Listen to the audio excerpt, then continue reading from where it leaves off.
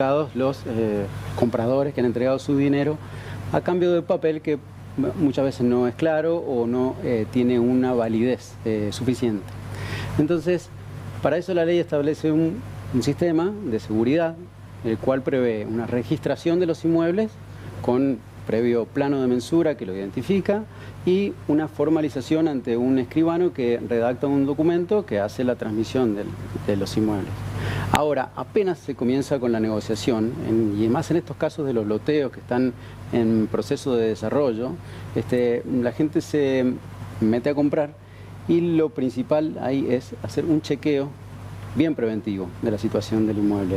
Entonces, para eso debemos concurrir al escribano, que es la otra pata de este sistema legal, que consiste en un profesional con una atribución de dar fe pública de que el inmueble no tiene problemas y el vendedor tampoco. Bien.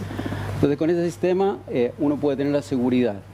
El tema es que muchas veces en estos loteos que no se han todavía registrado, se han producido dobles ventas, y eso es una actitud de negligencia o de mala fe de los vendedores, del desarrollador. Con lo cual, el plano de mensura es central a la hora de tener certeza de lo que estás comprando o no.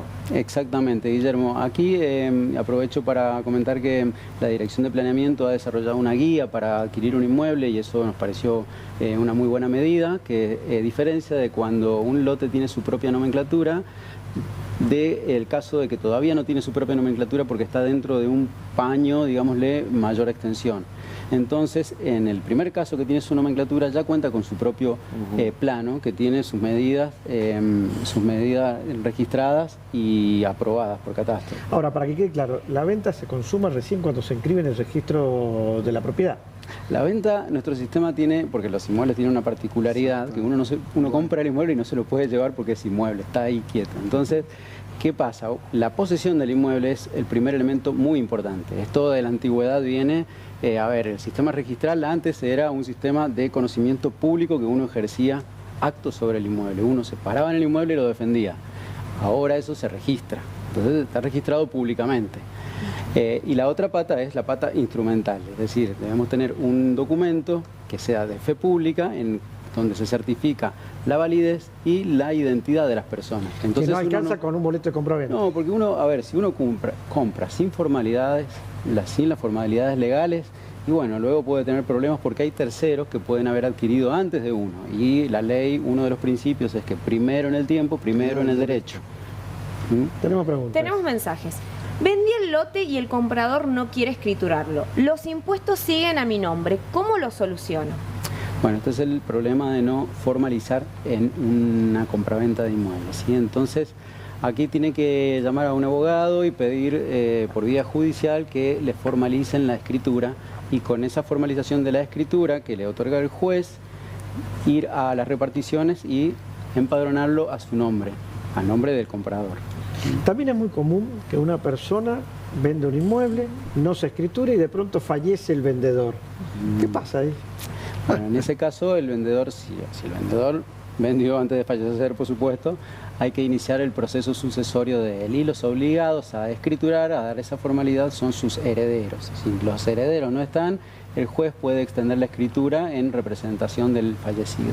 Doctor, supongamos que un matrimonio compra un lote y lo compra con boleto porque todavía el lote no tiene escritura porque está en un proceso de subdivisión y escrituración. Un lote en pozo.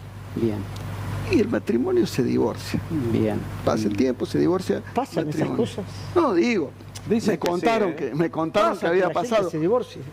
Dicen que sí. Es ese lote, ¿cómo se subdivide? Si entra en la subdivisión o si finalmente entra, digamos, como un bien difícil de prever. Eso deberán, al separarse, hacer un convenio sobre todos los bienes que tengan, entre ellos este lote, o si es el único inmueble o cosa que tienen que convenir que para algunos de ellos quede alguno de los dos cónyuges, o que se remate o se saque a la venta. Entonces, de esa forma liquidarlo. Si no se puede dividir, se debe liquidar. Ahora, a la hora yo de firmar el boleto, el escribano con el que hice el boleto me va a decir, no, tiene que firmar los cónyuges. Y ya no son cónyuges. No. ellos ya tendrán una sentencia de divorcio y firmarán como divorciados. Pero lo principal es que dentro del divorcio el abogado les presente Está incluido la división de un convenio sobre los bienes. Es decir, en el divorcio se presenta sobre los bienes, sobre hijos menores si hay, y estas son las cosas que hay que También dirimir. es muy común que te vendan un lote, se comprometen a hacértelo con todos los servicios y después lo que te dan y te dicen no hay agua, no hay luz, no hay gas. Bien, claro, es que hace... ¿Dónde se reclama eso? Primero es que hace varios años no se exigía que existieran servicios sobre los loteos, porque bueno, se vendían los loteos y luego se hacían los servicios, más de buena fe. Pero luego con el auge de los loteos, de hace 20 años supongamos, comenzaron las reparticiones a exigir que previo a la aprobación de los planos existieran la provisión de servicios.